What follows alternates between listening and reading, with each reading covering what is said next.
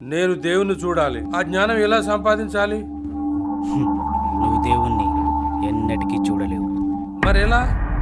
ఆ దేవుడున్నాడని అందరికి ఎలా చూపించాలి?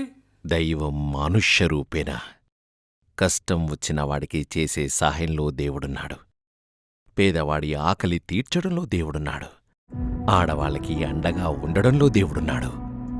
అన్నిటికీ మించి నేను నీకున్నాను అని ధైర్యం ఇచ్చేవాడిలో దేవుడున్నాడు. ఇవన్నీ నువ్వే చేస్తే నువ్వే దేవుడివి.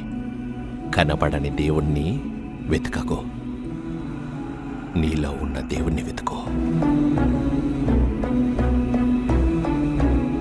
అసలు ఎవరు మీరు? ఈ బస్సు ఏంది? ఎటు పోతారు మీరు ఈ బస్సులా? మీ ఇద్దరు దేవుళ్ళ? నిజం చెప్పండి.